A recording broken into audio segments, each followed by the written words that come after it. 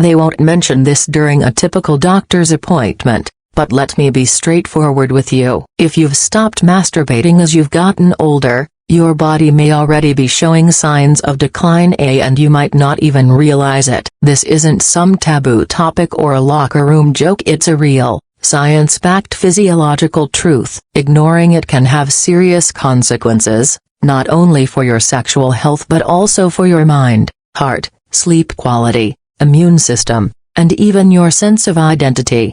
I'm Dr. Mohit Gera, a urologist and men's health expert with over 3 decades of experience working with older patients across the country. Throughout my career, I've studied how aging affects intimacy, hormones, and long-term vitality. One of the most overlooked dangers I've found is that many people abandon their sexual well-being, and by doing so, they lose a vital part of their overall health.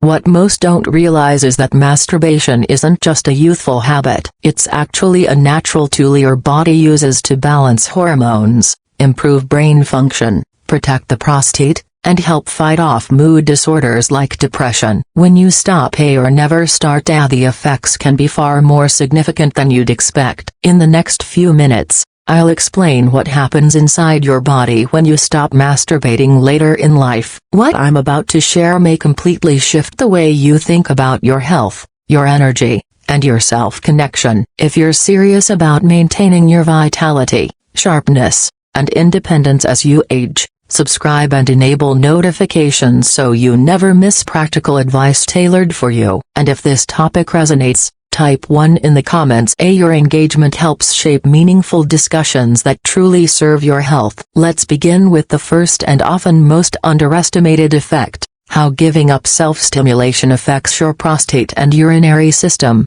When I first started practicing urology decades ago, I noticed that many of my older patients quietly stopped engaging in sexual activity. One man in his early 70s once told me, "Doc, I just thought I didn't need that part of my life anymore." He was fit and mentally sharp, yet he was waking up several times a night to urinate. What he didn't realize, and what most men don't, is that regular ejaculation plays an essential role in maintaining prostate health.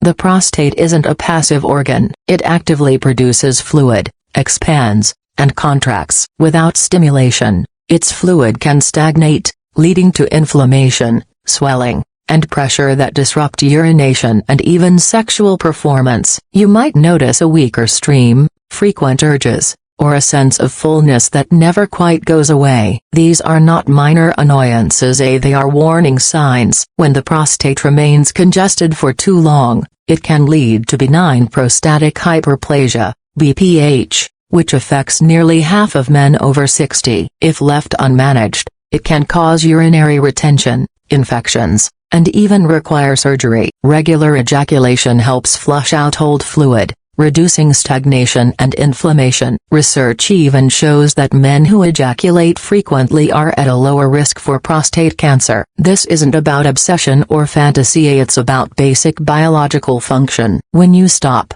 you're not only turning away from pleasure, you're inviting discomfort, inflammation, and loss of control over something as essential as urination. I've seen men lose sleep, confidence, and independence because they ignored this simple aspect of health. But the effects don't stop at the prostate. The next consequence reaches deeper into the mind. When you stop masturbating, your brain's chemistry begins to shift. Regular sexual stimulation releases chemicals like dopamine, serotonin, and oxytocin, vital for focus, memory, and emotional balance. Without them, mental sharpness fades, concentration slips, motivation wanes. Over time, what feels like just aging is often the result of reduced neurochemical support. Testosterone also plays a huge role here. It supports decision-making, clarity, and energy. Men who are sexually inactive tend to see sharper testosterone declines, which further dulls the mind and drains vitality. I've had patients describe feeling foggy, forgetting why they walked into a room, or losing their mental edge. Many feared they were developing dementia, but what they were really experiencing was a lack of stimulation. Physical and neurological. Emotional health also suffers. Many who stop self-pleasure begin to experience emotional flatness, not sadness, but emptiness. They stop feeling deeply. Masturbation releases endorphins and oxytocin, which naturally regulate mood and stress. Without that release, tension builds, leading to anxiety and depression. I've spoken to older adults who thought they'd simply grown out of desire. Months later, they found themselves unmotivated, detached, and disinterested in life. Reintroducing self-intimacy often reignited not just pleasure but purpose. It's not about lust, it's about emotional balance. Without this connection, many lose touch with joy, curiosity, and the sense of being alive. Sleep is another casualty. Many older patients who stop masturbating complain of insomnia or restless nights. What they don't realize is that orgasm triggers a powerful wave of oxytocin, prolactin, and endorphins, nature's perfect sleep formula. It calms the mind, relaxes muscles, and lowers cortisol. Without it, your body struggles to fully switch from stress mode to rest mode. Poor sleep weakens the immune system, raises inflammation, and worsens heart and brain health. It can even accelerate cognitive decline. Some of my patients who restarted healthy sexual activity reported sleeping deeper than they had in years, not because of medication, but because their bodies remembered how to relax naturally.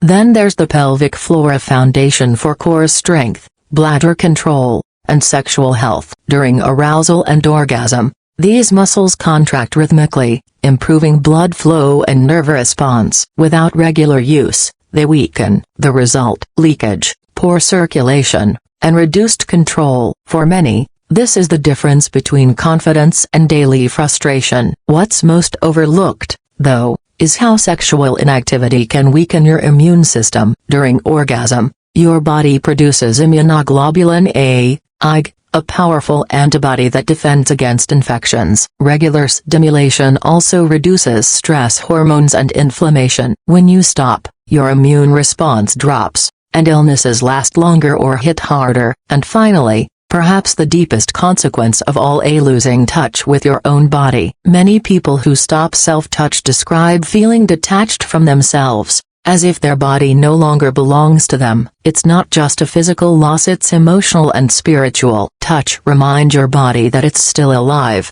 still worthy of care. When you stop, you may begin to disconnect. Stop looking in the mirror, stop caring about your health, and stop seeing yourself as someone who deserves to feel. Over time, that disconnection can turn into shame or invisibility. But this can change. Reconnecting with your body, even through small, gentle, private moments, can restore your sense of presence, identity, and vitality. It's not about youth, it's about awareness. I've seen countless patients rediscover confidence and energy just by acknowledging this forgotten part of themselves. They feel lighter, more alive, more whole, because it's not indulgence, it's care. So if you've neglected this part of yourself, start again. Slowly, kindly. Remind your body that it still matters, that you still matter. Taking care of your sexual health is not a luxury, it's a cornerstone of overall well-being. When you reconnect with this side of yourself, you're not only improving your health, you're reclaiming your life. If this message resonates,